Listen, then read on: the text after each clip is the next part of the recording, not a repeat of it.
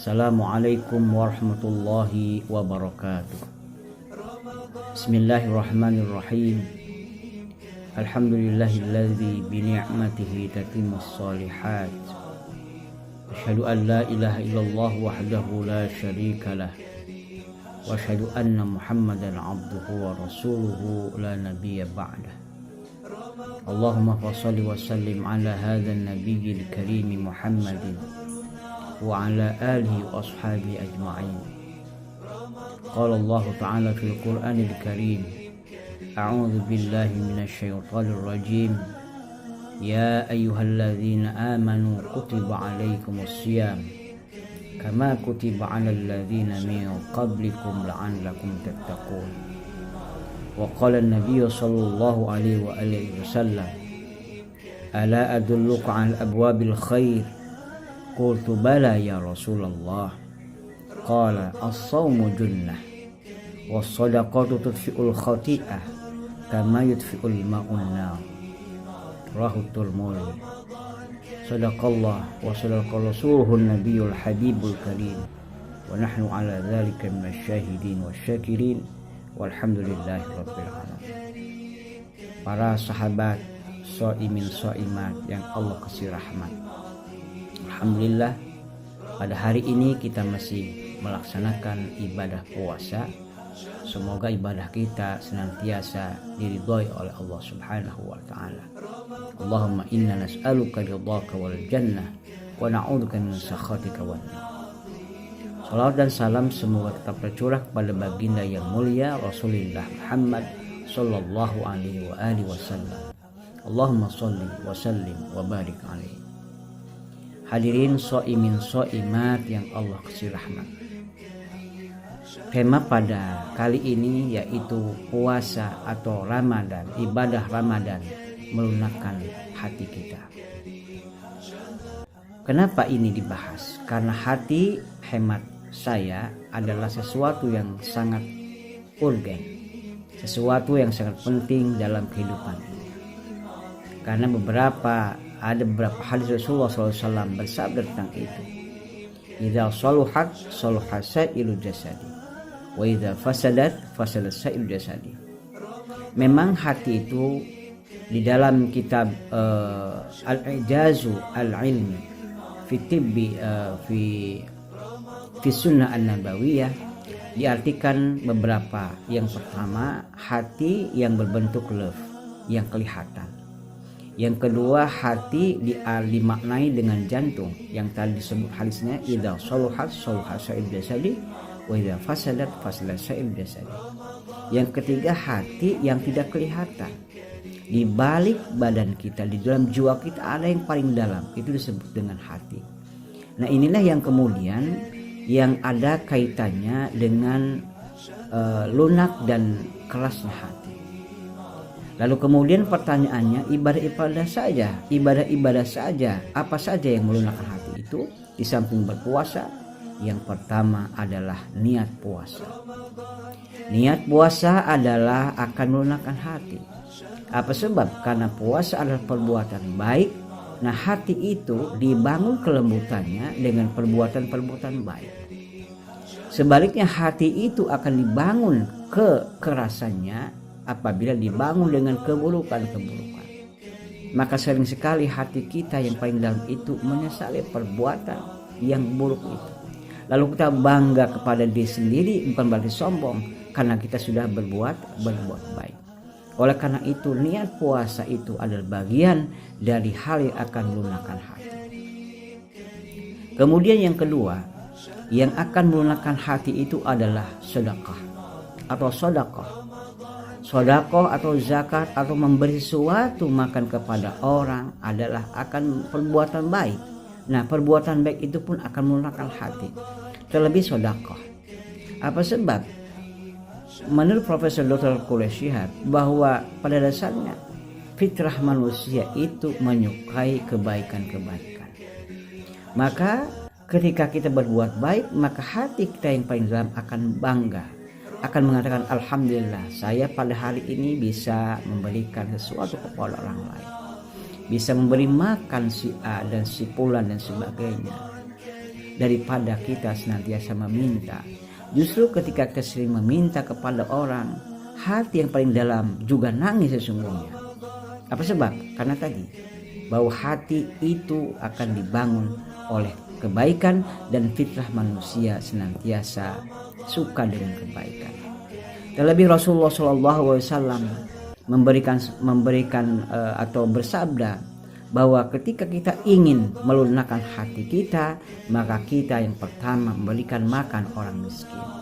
Idza aradta an talina qalbuk fat'am al-masakin wamsah ra'sal yatim, kata Rasulullah SAW. Kalau kalian ingin melunakkan hati kalian, maka berikanlah makan orang-orang miskin dan usaplah kepala anak-anak yatim.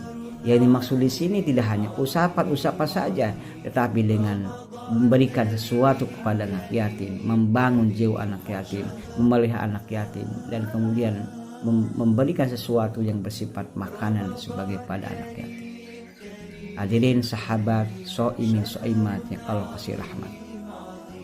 Kemudian yang ketiga, ibadah Ramadan yang akan meluluhkan hati itu adalah membaca Al-Quran. Membaca Al-Quran adalah kebiasaan Rasulullah pada bulan puasa. Aisyah pernah mengatakan bahwa tiada waktu kecuali Rasulullah SAW ketika berpuasa membaca Al-Quran. Kenapa? Karena Al-Quran itu adalah zikir yang paling luar biasa, zikir yang paling hebat. Tiada zikir secanggih Al-Quran. Tiada zikir sebanyaknya pahala kecuali pahala membaca Al-Quran. Ingat, ala bidzikrillahi tatmainnul qulub. Silahkan Anda buka, silahkan kita buka bagaimana zikir petang, zikir pagi dan petang Rasulullah SAW. Beliau menganjurkan kepada kita senantiasa dengan membaca Al-Quran. Pertama misalnya membaca surah Al-Baqarah sampai ayat 5. Kemudian disambung dengan membaca ayat kursi, kemudian disambung membaca Al-Ikhlas, kemudian Al-Mu'awwadatain, ya. Bahkan ada yang nambah-nambah yang lain sebagainya. Sehingga apa? Ini menunjukkan bahwa Rasulullah SAW mengajarkan zikir atau baca Quran sebagai satu-satunya zikir yang ideal ketika ibadah puasa maupun di luar ibadah puasa. Oleh karena itu jangan baca-baca yang lain. Ketika bulan puasa baca saja Al-Quran, tadabburi Al-Quran, ya, baca, maknai dan sebagainya. Jangan terlalu sibuk dengan HP kita yang non Al-Quran. Karena Al-Quran adalah syifa'un linnas, syifa'un lima fis sudur. Apa kita masih melakukan kehebatan Al-Quran sebagai media zikir kita kepada Allah Subhanahu wa taala. Kemudian saudara shaimin shaimat yang Allah kasih rahmat, yang keempat yang akan melunakkan hati pada bulan Ramadan itu adalah sholat. Sholat tentu sholat wajib, sholat sunnah, dan sholat malam. Sholat malam sangat dianjurkan pada bulan Ramadan. Kenapa? Karena di dalam sholat di situ ada hudurul qalbi, ada tawadu, ada khudu, ada roja, ada khauf. Itu semuanya adanya di hati. Semakin kita tawadu kepada Allah, semakin kita khudu di hadapan Allah, semakin kita roja kepada Allah, semakin kita khauf kepada Allah, maka sesungguhnya kita sedang melunakkan hati kita. Dan sesungguhnya kita sedang menjauhkan dari qaswatul qulub. Ya, sungguhnya kita sedang melunakkan hati ketika itu. Apalagi salah satu untuk memfokuskan hati kepada sholat, kata Imam Al-Ghazali, ada yang tadi, hal-hal yang tadi. Ada pertama ada ada khauf, kemudian ada hudurul qalbi, hudurul qalbi, kemudian ada tawadhu, kemudian ada khudu, kemudian ada khauf, dan ada roja. Yang terakhir adalah al-fahm atau memahami bacaan-bacaan sholat tadi. Oleh karena itu rangkaian-rangkaian ibadah pada bulan Ramadan ternyata akan melunakkan hati. Dan hati itu adalah sesuatu yang sangat penting. Kalau boleh diibaratkan, hati di dalam komputer adalah seperti CPU-nya. Bila CPU itu baik, maka monitornya akan baik.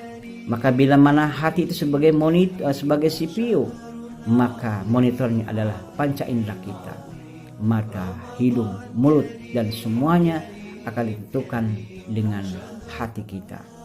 Kalau monitornya buruk, kalau CPU-nya buruk, apa yang keluar dari monitor juga buruk. Dengan demikian kesimpulan pada pembicaraan pada sekarang ini adalah marilah kita lunakkan hati pada bulan Ramadan ini, diantaranya dengan satu, selalu niat berpuasa. Yang kedua, jangan lupa sedekah, terlebih hari ini pada situasi COVID-19 ini banyak betul orang yang membutuhkan sedekah kita. Bila kita mampu, mari kita mulai dari diri kita.